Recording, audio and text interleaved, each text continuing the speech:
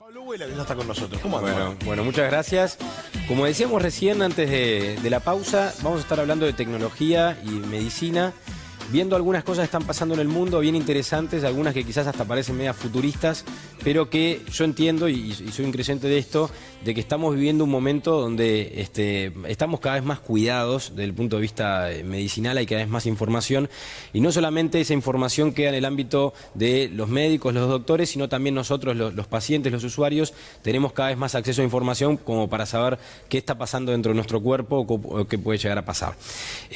Un primer punto que me parece importante tocar es, y esto lo vivimos en Uruguay, es la evolución que ha tenido, por ejemplo, el hecho de digitalizar la historia clínica de todos nosotros. Hoy por hoy, en Uruguay esto es un fenómeno cada vez más masivo y creciente que, a diferencia de lo que pasaba hace unos años, que todas nuestras visitas al médico, todas intervenciones que hayamos tenido, quedaban en una carpeta, en papel, y vaya a saber uno cada cuánto se movía. Siguen quedando, ¿eh? Siguen quedando, pero esto está en un proceso de cambio y creo que cada vez va a existir menos eso.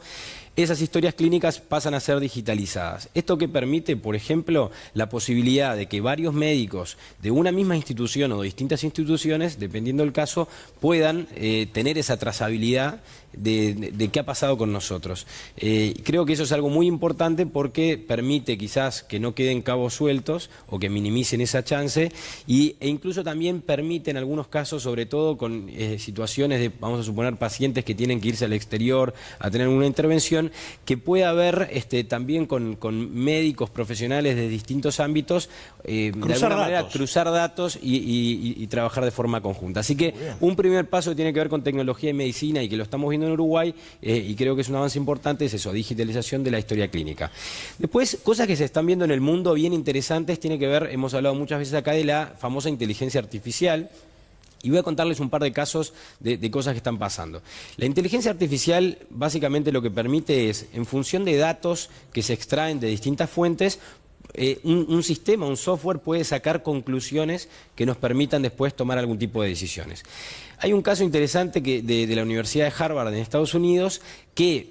en función de las publicaciones en Instagram, miren, quizás parece una locura, en función de las publicaciones en Instagram de los usuarios,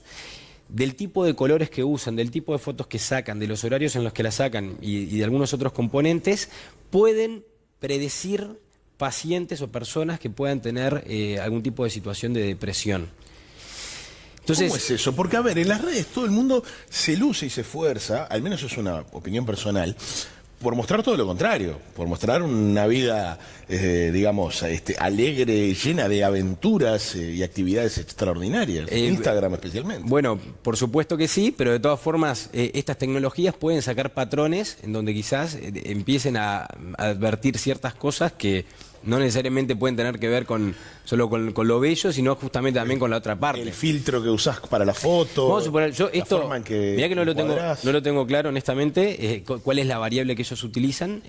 pero por ejemplo, si vos, y de nuevo, esto es un invento mío, todas tus fotos son, no sé, negras, de noche, qué sé yo, no sé, capaz que eso tiene que ver con algún componente que muestre un estado de depresión. Eso es un invento mío. Pero lo cierto es que sí, a través de este tipo de tecnologías y, por ejemplo, extrayendo datos de redes sociales, se puede empezar a predecir algún tipo de enfermedades y esto realmente empieza a suceder. No estaría nada mal, el tema salud mental en Uruguay es un tema crítico y, a ver, en tanto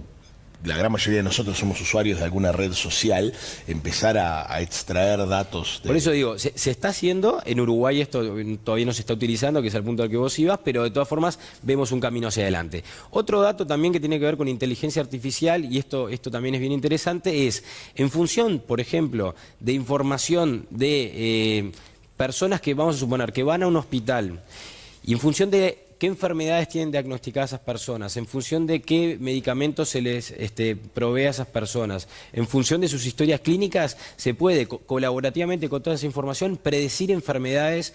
en un determinado espacio urbano u hospital. Es decir, vemos que las variables principales de esta zona implican que, no sé, vienen más pacientes por este tema o se les diagnostica más este tema, bueno, se puede empezar a proyectar y a predecir enfermedades venideras o crecientes en determinado tipo de zonas. Entonces, lo que empieza a suceder es que no solamente en función de lo que un médico pueda decirnos a nosotros de forma individual,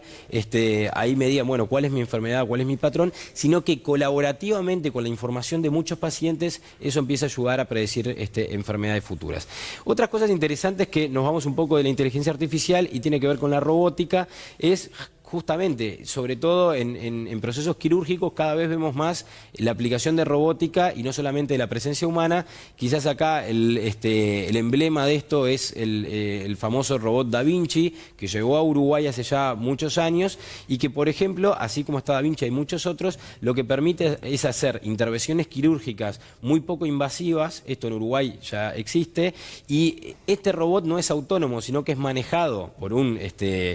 cirujano que sabe manejar esta máquina desde una consola, como si fuera un PlayStation, para simplificarlo, pero que en definitiva quien interviene sobre el cuerpo humano es un robot. Esto ya está pasando en Uruguay, entonces quizás lo podemos ver como una cosa del futuro y no, y esto cada vez lo vamos a ver más. Y después otro último tema que quería comentar tiene que ver con la realidad virtual, y se está empezando a ver en el mundo también, es bien interesante como, por ejemplo, mientras un cirujano o un médico interviene en una operación, puede estar al mismo tiempo mostrándole a otros cirujanos o vamos a suponer estudiantes de medicina lo que él está haciendo, de forma tal que pueda haber un aprendizaje en tiempo real. Entonces, ya la información no queda solamente en vos, sino que vos lo que estás viendo lo podés estar compartiendo en tiempo real con otros, y también a través de realidad virtual cada vez más hay herramientas para los estudiantes y para los médicos que permiten de alguna forma entrar en el cuerpo humano y entender un poco más desde adentro mediante la realidad virtual y no solamente a través de dibujos, esquemas o cosas o asistir a una operación, digamos, exactamente, a cierta distancia. Pablo, como siempre, muy interesante tu aporte. Nos encontramos la semana que viene. Jueves que viene por acá. Claro que sí.